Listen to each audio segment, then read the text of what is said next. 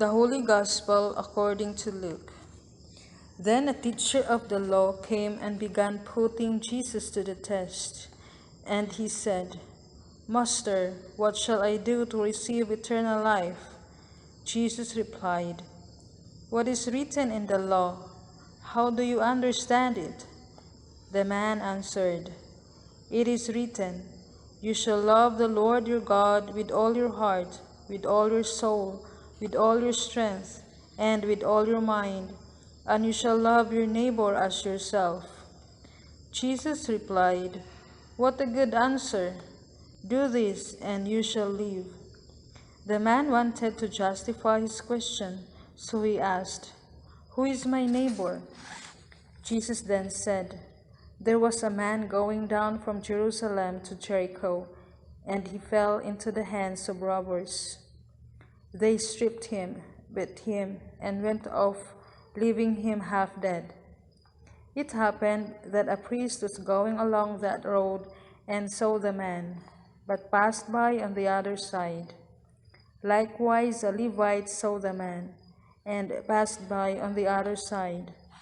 But a Samaritan also was going that way, and when he came upon the man, he was moved with compassion. He went over to him and cleansed his wounds with oil and wine, and wrapped them in bandages. Then he put him on his own mount, and brought him to an inn, where he took care of him. The next day he had to set off, but he gave 2 silver coins to the innkeeper, and said, "Take care of him, and whatever you spend on him, I will repay when I return." Jesus then asked, "Which of these 3 do you think made himself neighbor to the man who fell into the hands of robbers?" The teacher of the law answered, "The one who had mercy on him." And Jesus said, "Then go and do the same."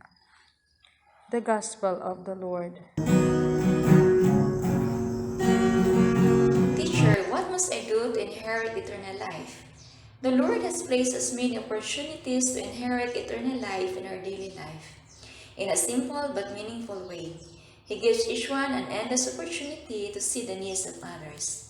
In the Gospel, it happened that a priest is passing on the road where the man was robbed and half dead. It was his opportunity to help others. Instead of approaching the man, he went on to the other side. He was afraid of being trapped by the bandits because that place was so dangerous and well known for robbers and thieves. He was thinking for his safety. That's why he became insensitive to the needs of the victim. The next person who passed by the road was a Levite. Seeing the person lying half dead, he passed to the opposite side. To see a half dead is to become impure. To avoid being impure, he avoided him. Many times, God has put the opportunity that we can do something good to the others, but thinking that others carried him instead of us helping them. We escape and pretend that we haven't seen those realities, so we become deaf and callous. Our fear and uncertainty blocked us to be sensitive. While the Samaritan traveler, seeing at him, was moved with pity. He didn't think of the danger of being trapped by the robbers and not pretending that he didn't see. He was so sensitive and felt the need to help the victim by taking care of him and brought him to the inn in order for him to recover. He even gave his own money to pay for the expenses. He gave his all without thinking of himself. He was a good neighbor who was willing to sacrifice his time, talent, and treasure. A neighbor is not good only if the person has something to offer. The concern, love, and service oftentimes is being neglected and forgotten because we crave for material things.